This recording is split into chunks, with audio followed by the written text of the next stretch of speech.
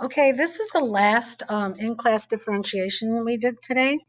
And again, we're talking about sketching the derivative and everything that goes along with it.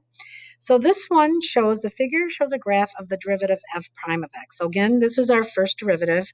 And they said, please sketch the graph of f double prime. So that's our second derivative. Well, you can do the same thing with this as I showed you how to sketch the derivative from the original function, is we're going to set up an f prime bar. So I'm going to do it right underneath here. I'll use green this time. And remember, f prime bar is just a number line, but I'm going to actually call this our f double prime because that's what I'm going to sketch. Now, if I go to do this, I employ the same techniques as that I showed you earlier.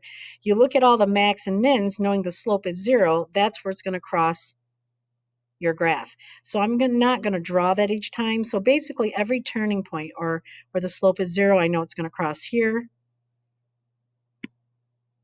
at 1. The slope is 0 here. I'm going to cross at 2. The slope is 0 here. It's going to cross at 3. And the slope is 0 is going to cross at 5. And then I come through and I draw this line down here so that we can look at what our graph is doing.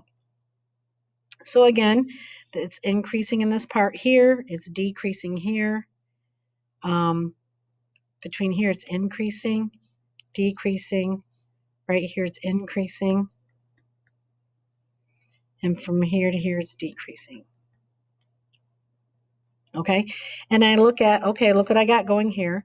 And if I want to sketch it, I know if it's positive, it's above the x-axis, below, if it's negative. Get the idea? Above, below, above, and below. And then you just kind of sketch it the way this is. So I know it's got to go through all these points. And the other thing is, if you look at it, every time you do another derivative, you drop by one turn because the power is going to drop. So I'm going to go above, come through, then it's going to be below here, then it's going to be above for a short period of time, then it's going to be below, then it's going to be above from here to here, and then it's going to be below. And this one you could come straight down. I just was being all fancy here because it is a sketch.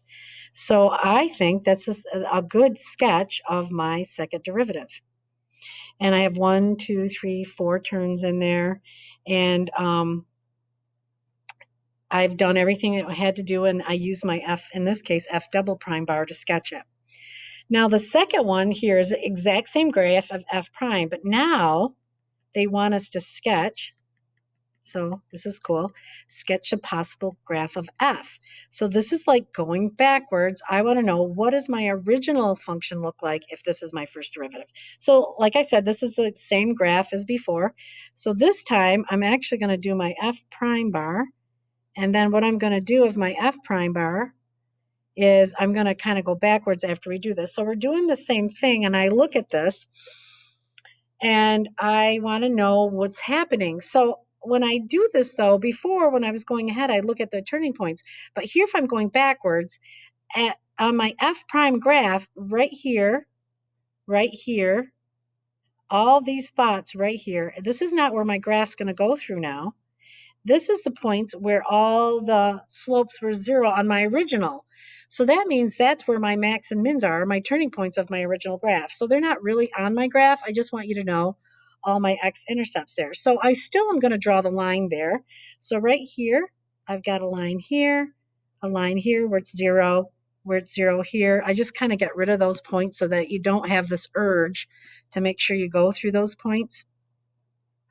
So I looked at this. I see that my graph is below the x-axis. It's above the x-axis here. It's below. It's still below. Here it's above. Okay? So I'm going to say, ready? It's below here, above, below.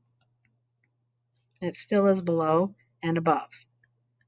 Now I'm going to sketch this, but I'm going to go back up here and say, what is my original function doing? Well, it's decreasing here. It's increasing here, it's decreasing here, and it still continues to decrease, but there must be a critical point there, and it's increasing here. And that helps us to know what's going on. So if I decrease and I see it's 0 here, I got to make sure that if it's decreasing and increasing, right here is a minimum. If it's increasing and then decreasing, there's a little maximum going on here. Here it's decreasing to another decreasing, so there's probably a little flat part where it turns 0. And this one is decreasing to an increasing, so this is another minimum. So I'm going to do a nice little sketch here. I'll try to pick a different color. I'll pick green this way. So I got to make sure here where the slope is 0 that I've got to be decreasing, and then there is going to be a turning point. So I'm just sketching it. Then it's going to increase all the way to here, and I got to make sure that my turning point's right over 0. And then it's decreasing to here.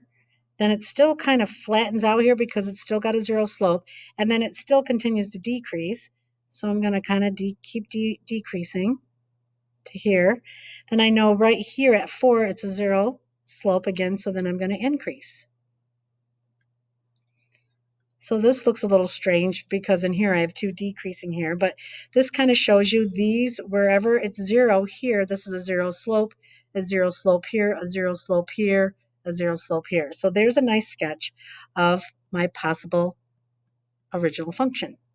So we kind of, on this video, we went forward and found that this right here was f double prime when I sketched it. And then we used the same technique, but kind of went backwards to say what would be the possible function of f. So that's it for this video.